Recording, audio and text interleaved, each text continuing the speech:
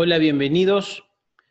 En estos minutos vamos a hablar algunas generalidades sobre los dolores de cabeza enfocado principalmente a la migraña. Como generalidad vamos a tener en cuenta que es un problema muy frecuente, muy prevalente.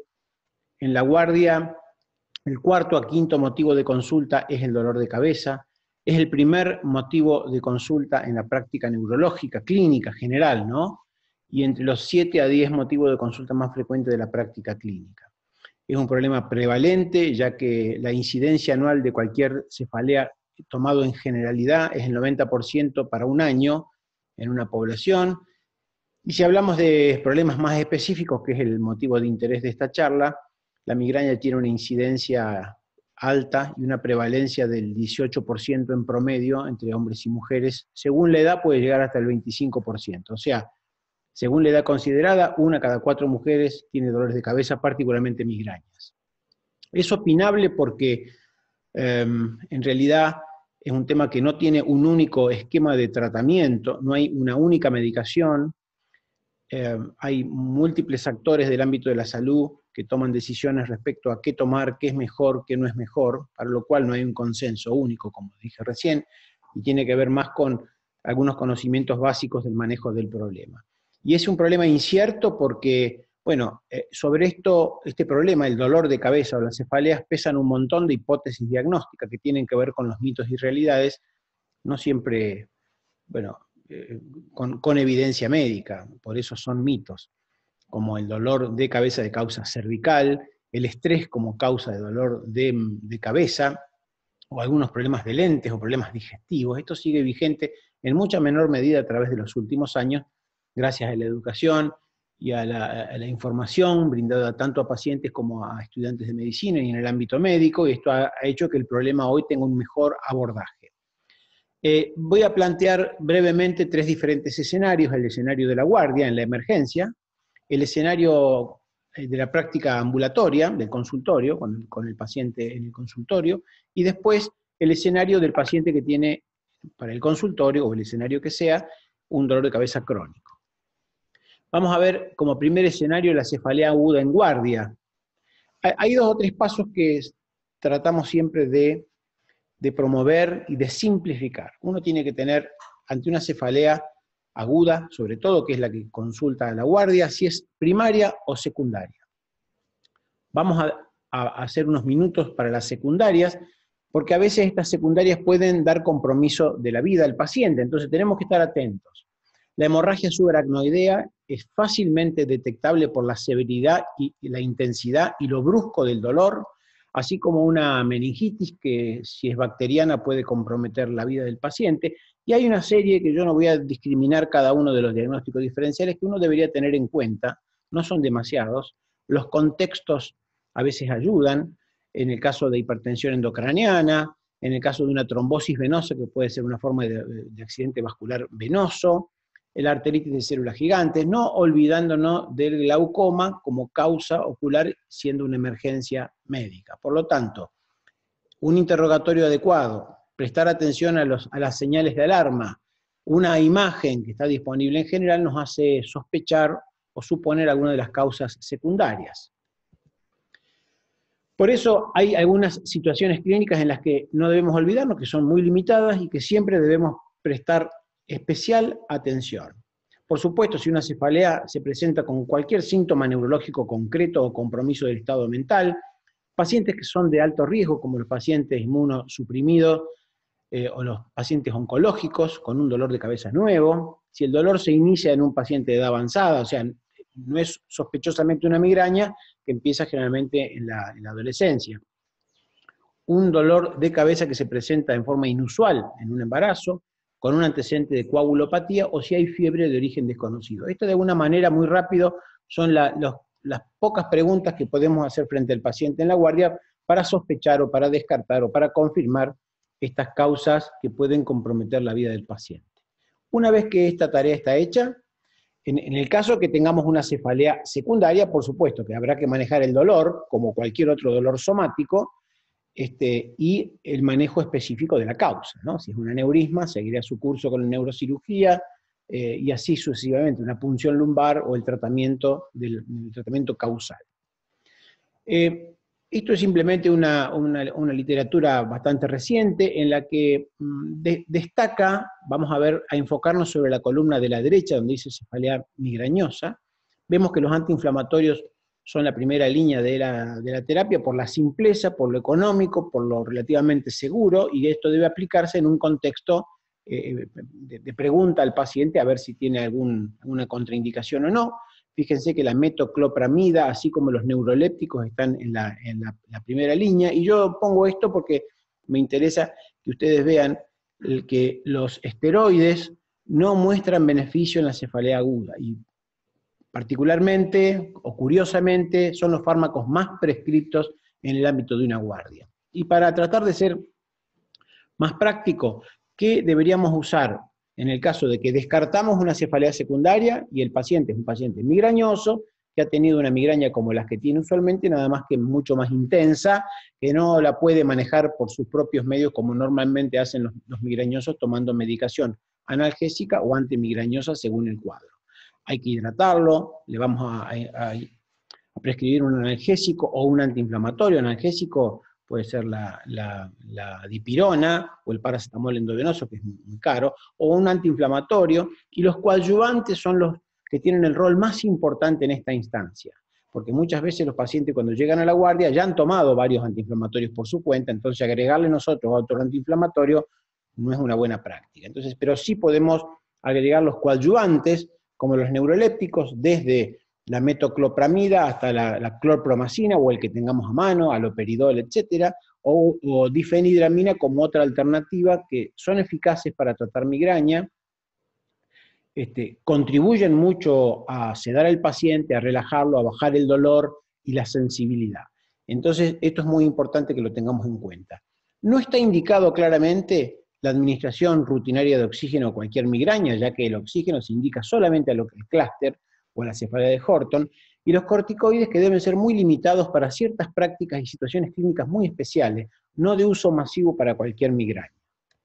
El segundo escenario es el manejo del paciente ambulatorio. El paciente viene a la consulta, saca un turno, nosotros lo vemos, o es una consulta de emergencia, sin ser una urgencia en la guardia, de demanda espontánea, que se suele llamar.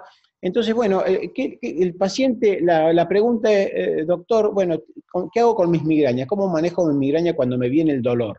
Bueno, ¿qué debo tomar? Bueno, número uno, el paciente debe tomar la medicación que le sea eficaz. Eficaz me refiero que puede ser, hay pacientes que con la combinación de paracetamol y cafeína andan muy bien, y otros que cuando tienen una migraña que se ha variado en el tiempo, uno necesita usar necesariamente antimigrañosos. Los antimigrañosos son los ergotamínicos o los triptanes.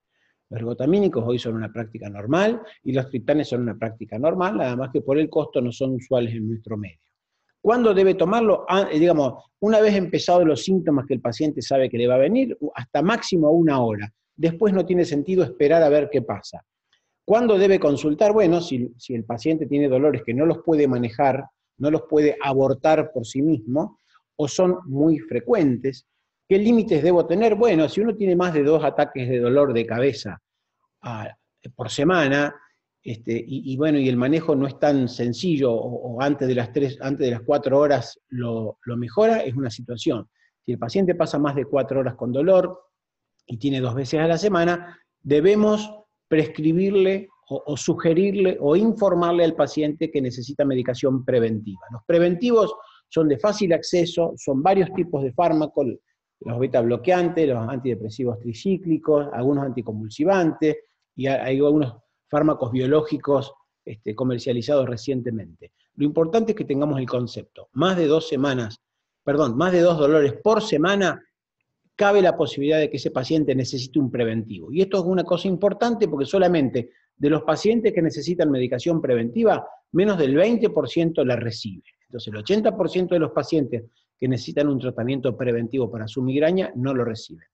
¿Qué expectativa debo tener? Bueno, debo saber que si yo pongo en marcha un tratamiento eficaz del ataque y un tratamiento preventivo, si son muy frecuentes, seguramente mi migraña va a mejorar si la asocio con algunas medidas no farmacológicas que ya la vamos a ver. ¿Qué debo considerar para prescribir el medicamento? La intensidad, la frecuencia, la recurrencia y la comorbilidad. Un paciente que tiene 60 años, migraña, y ha tenido un infarto, hipertenso, obviamente uno tiene mucho cuidado y no debería prescribir ergotamina, y con muchísimo cuidado los triptanes, y les diría que prácticamente contraindicados. Si es un paciente, si es un asmático, no darle propanolol, etcétera, etcétera. Pero sí hay que tener en cuenta que la medicación que le prescribamos al paciente debe ser eficaz. No tiene sentido cambiarle un comprimido a la semana que el paciente toma y con buen resultado por otro medicamento que sea inespecífico, y que no le dé resultado y que tenga que tomar muchos fármacos de ese tipo. Entonces, esos elementos clínicos muy sencillos hay que tenerlos en marcha. Sabemos que para el ataque de migraña hay medicamentos específicos, inespecíficos y coadyuvantes. Los inespecíficos son los analgésicos y antiinflamatorios, los específicos, como comentamos recién, ergotamina y triptanes, y dentro de los coadyuvantes son los bloqueantes dopaminérgicos o la difenhidramina, para mencionar uno de ellos. En el paciente con un dolor de cabeza crónico, aquel que saca un turno o que nos ve y nos comenta que el dolor de cabeza realmente ha pasado a ocupar un rol importante en su vida, es así porque la migraña crónica es la cuarta, quinta causa de años vividos con discapacidad según la Organización Mundial de la Salud. Por lo tanto, es un problema serio, problema costoso. Una vez que nosotros tenemos el paciente, sobre todo si es un dolor crónico de 10 años, bueno, debemos estudiarlo igual, sobre todo si tenemos poco entrenamiento o no somos neurólogos, tenemos algunos elementos de inseguridad, y los exámenes complementarios nos pueden ayudar a aclarar la situación o a descartar causas secundarias. El cuadro clínico más común de dolor de cabeza crónico es la migraña crónica. La migraña crónica es aquel paciente que ha tenido migrañas desde mucho tiempo, se han hecho más frecuentes y hoy tiene más de 10 a 14 dolores de cabeza o días con dolor de cabeza al mes. Y además de eso tenemos que tener en cuenta y preguntar siempre si cada vez que tiene dolor de cabeza consume analgésicos, porque tomar más de 2 o 3 días medicamentos para el dolor de cabeza constituye un cuadro agregado que se llama sobreuso de medicación analgésica y que tiene un manejo especial.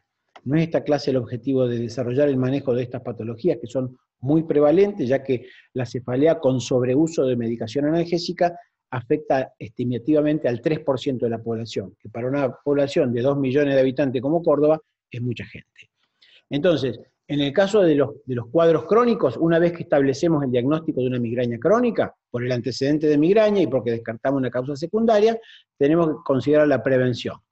Ya hemos comentado sobre prevención, tener el manejo eficaz de los ataques, y esto es que el ataque de dolor cuando inicia sea abortado realmente antes de las 4 horas con la medicación específica, considerar la comorbilidad, porque hay ciertos factores de riesgo que van a contribuir a perpetuar el dolor de cabeza crónica, como son la depresión, la ansiedad, los trastornos del sueño, el estrés crónico, la inactividad física, el tabaquismo, como para considerar los más importantes. En algunos casos, los pacientes no pueden dejar los analgésicos, y a veces considerar la internación es una posibilidad para retirarle los antiinflamatorios o los calmantes de uso común, bueno, y empezar un tratamiento preventivo.